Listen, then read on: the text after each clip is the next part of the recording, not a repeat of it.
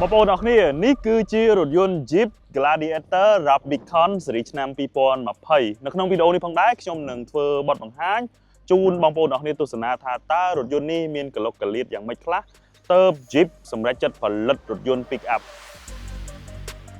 បងប្អូនពាក្យថា Gladiator គឺប្រែមកថាអ្នកប្រយុទ្ធហើយចំពោះ Jeep មួយនេះផងដែរគឺយកចេញអំពីទម្រង់បែបបទនៃ J series របស់ Jeep ដែលរំលឹកអតីតភាពរបស់រថយន្តនេះតាំងពីឆ្នាំ1962ផលិតរហូតដល់ឆ្នាំ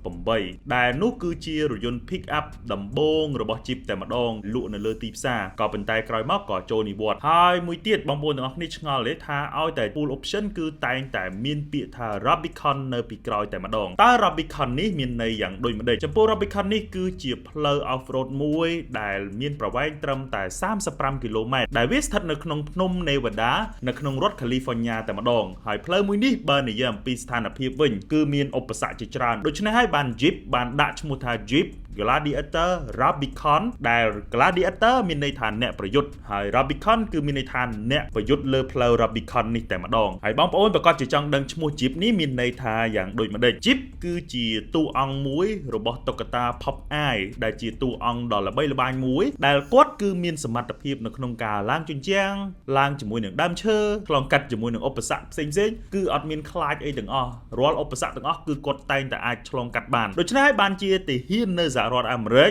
សន្មតថាឈ្មោះ Jeep នេះគឺមានសមត្ថភាពនៅក្នុងការឆ្លងកាត់ឧបសគ្គគ្រប់ទីកន្លែងចុះបើដាក់ឈ្មោះទៅប៉ុណ្ណឹងចុះ spec រថយន្តយ៉ាងម៉េចដែរតោះឥឡូវខ្ញុំមករាយរាប់ជូនបងប្អូនអរគ្នាអំពី spec រថយន្តរបស់ Jeep Gladiator Rubicon នេះទាំងអស់គ្នាបងប្អូននេះគឺជាម៉ាស៊ីន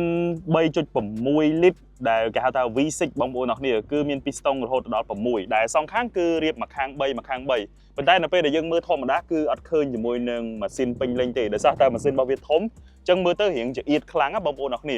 ប៉ុន្តែដោយឡែកពាក់ព័ន្ធនឹងម៉ាស៊ីននេះបងដែរបងប្អូនអរគ្នាមកមើលបែបវិស្វករមេកានិករបស់វាបងប្អូនមកមើលខាងនេះវិញណា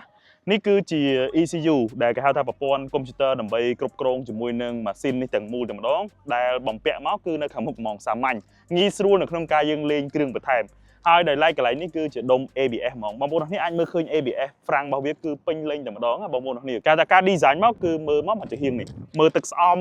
មើលជាមួយនឹងប្រព័ន្ធហ្វ្រាំងមើលជាមួយប្រព័ន្ធ ABS មើលជាមួយនឹងប្រព័ន្ធទឹកកញ្ចក់ប៉ុន្តែដោយឡែកកន្លែងនេះមួយបងប្អូនគ្នាឆ្ងល់ហ៎អានេះគឺអីគេណែខ្ញុំសូមឲ្យបងប្អូនគ្នាមកពិចារណាកន្លែងនេះបាទនៅពេលដែលយើងឡើងថ្មឡើងអីចឹងយើងត្រូវការដោះកាបូដល់អីយើងអាចដកទៅយោទឹកវាបានណានេះគឺទៅយោទឹកសម្រាប់បាញ់កញ្ចក់បងប្អូនគ្នាអញ្ចឹងយើងអាចដោះកាបូបានណាបាទអញ្ចឹងយើងក៏អាចដាក់វិញបានដែរណាអូខេស្រួលមែនតេនហ្មងហើយអានេះមើលទៅគឺដាក់ក្លឹបហ្មងកន្លែងនេះមួយខ្ញុំសូមសរសើរ Jeep ហ្មង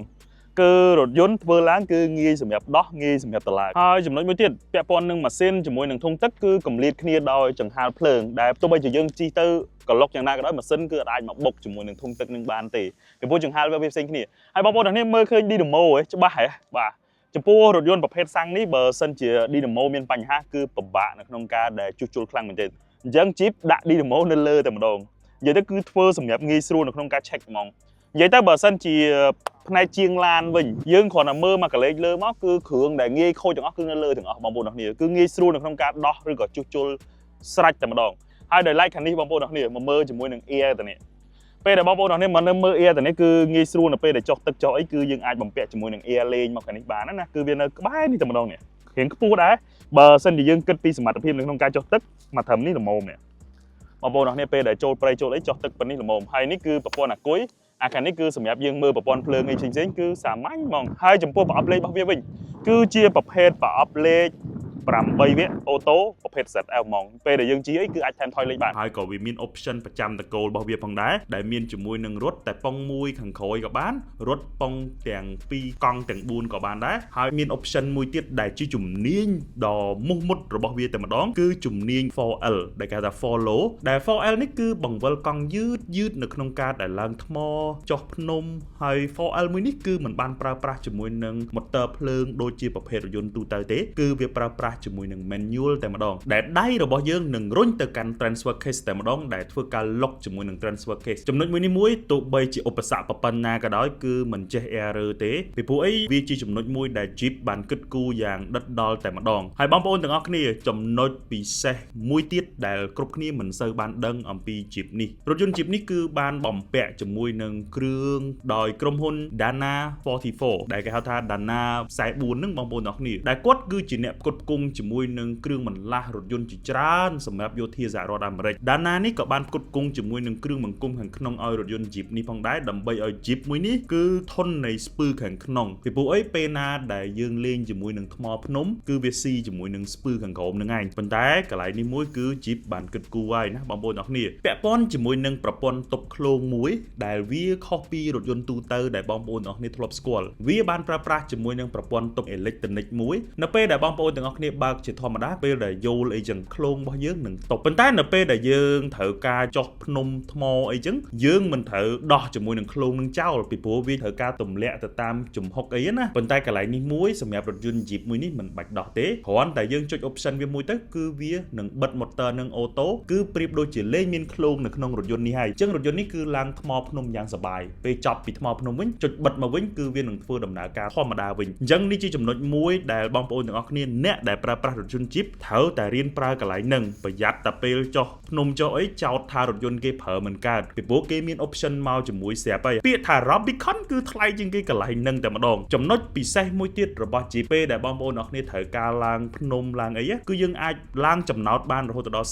43.4 ដឺក្រេណោះហើយបើនិយាយអំពីចុះចំណោតវិញគឺយើងអាចចុះបានរហូតដល់មុំ26ដឺក្រេហើយសមត្ថភាពនៅក្នុងការចុះទឹកគឺបានរហូតដល់ 0.8 ម៉ែត្របើនិយាយទៅគឺស្មើនឹងចម្កេះយើងតែម្ដងនៅពេលដែលយើងត្រូវការឆ្លងឧបសគ្គអីណាហើយបើសិនជាបងប្អូនទាំងអស់គ្នាត្រូវការអូសលម៉កគឺបងប្អូនទាំងអស់គ្នាអូសបានរហូតដល់ 2800 គីឡូនិយាយទៅគឺថាស្ទើរតែអូសរថយន្តប៉ុណ្ណឹងមួយគឺស៊ីផុយតែម្ដងបងប្អូនទាំងអស់គ្នានេះគឺជាសមត្ថភាពពិតរបស់ Jeep បងប្អូនឃើញទំពក់នៅពីមុខពីក្រោយនេះមិនមែនជាទំពក់ធម្មតាដូចដែលយើងគិតទេវាគឺជាទំពក់មួយដែលវិស្វករបានគិតគូរយ៉ាងល្អិតល្អន់ដោយទំពក់នេះគឺអាចអូសទម្ងន់លើសពីតួរថយន្តនេះបានមានន័យថាទម្ងន់រថយន្តត្រឹមតែ 2000 គីឡូជាងទេប៉ុន្តែទំពក់នេះគឺជាង 3000 គីឡូនៅក្នុងការដែលស៊ូទ្រាំជាមួយនឹងការអូសដោយសារតែការធ្វើដូចនេះគេគិតថា Jeep គេនឹងយកទៅលេងថ្មលេងភក់នៅពេលដែលជាប់ជាមួយនឹងក្លុកឬក៏ជាប់ជាមួយនឹងភក់វានឹងគុណទម្ងន់លើសពីទម្ងន់រថយន្តសរុបដូច្នេះហើយវិស្វករ Jeep ដាក់ឲ្យលើសតែម្ដងហើយបើនិយាយអំពីដៃចង្កូតនិងដៃតុបចង្កូត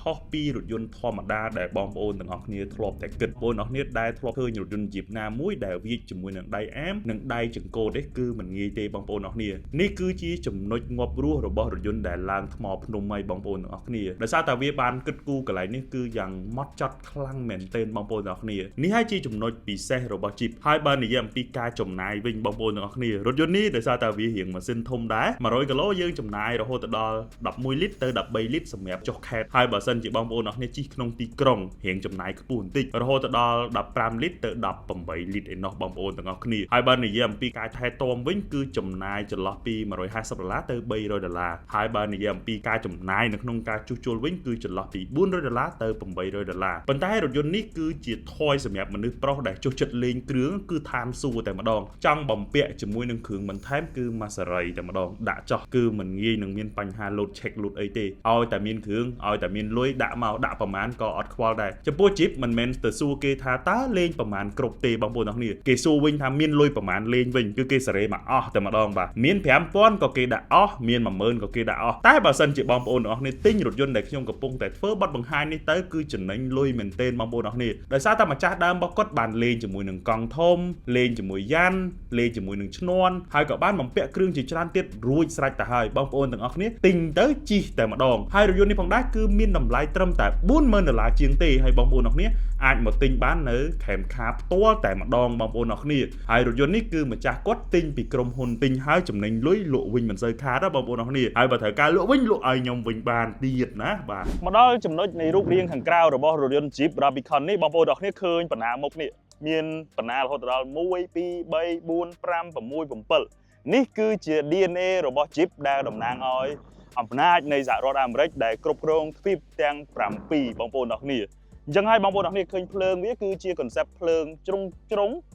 ខាងក្នុងក៏ប៉ុន្តែមូលខាងក្រៅដែលជា DNA របស់ chip តាំងពីដើមកំណើតមកខាងមុខវិញក៏ជា DNA របស់ chip ហើយកន្លែងបើកម៉ាស៊ីននេះគឺកន្លែង DNA របស់ chip ហើយកន្លែងនេះបងប្អូនអរគ្នាឃើញទេគឺទំពក់គេហៅថាសម្រាប់យើងថ្ពក់អូសនៅពេលដែលយើងជាប់ផុងខាងមុខនេះគឺកម្ពស់គឺលើកបានល្អមែនទែនហើយក៏មានពិលខាងមុខនេះដើម្បីឲ្យយើងឈួលទៅឃើញកន្លុកនៅពេលដែលយើងជិះពេលយប់ណាហើយកាងខាងមុខនេះកាងដែកបងប្អូនអរគ្នា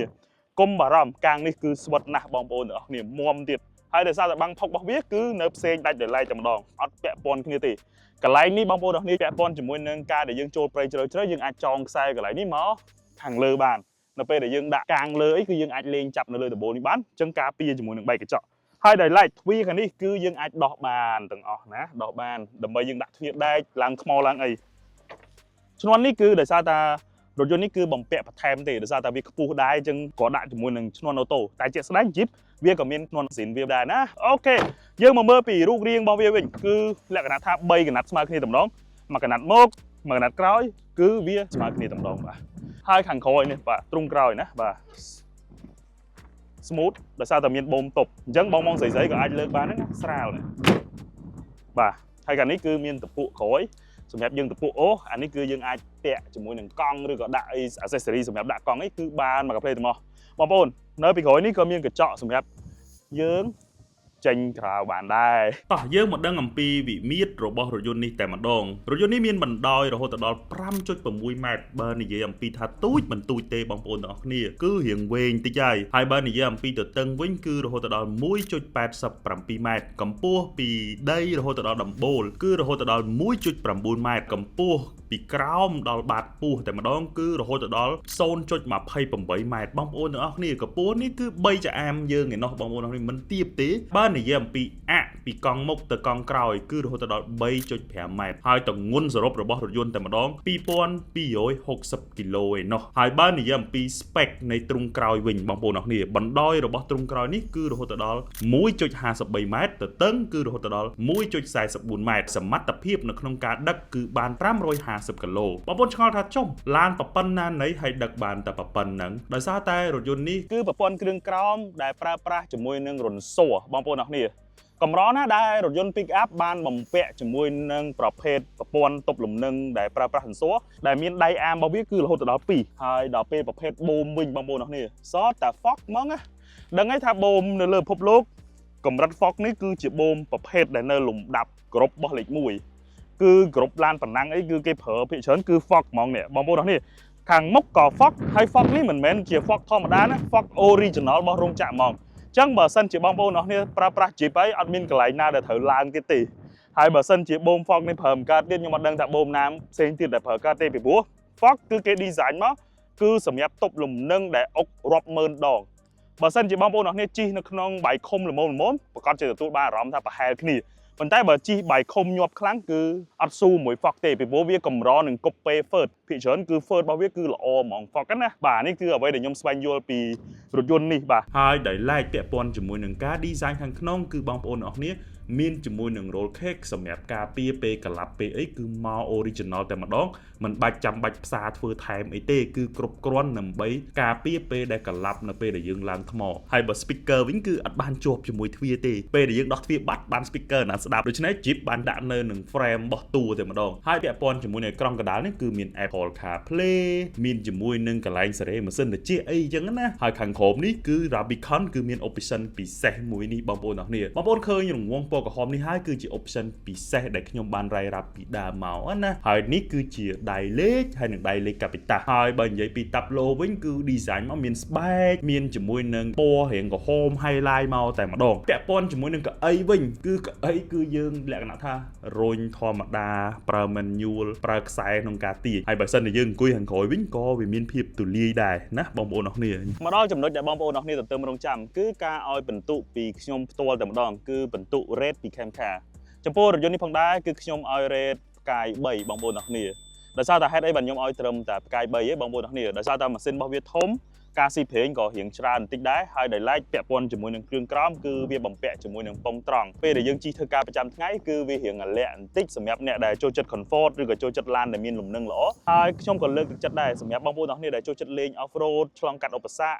ឬក៏ចូលចិត្ត camping ចូលចំការអីគឺអាចប្រើវាបានដោយសារតែយើងអាចបំពាក់គ្រឿងគ្រប់ mode គ្រប់ model បានហើយរថយន្តនេះគឺជារថយន្ត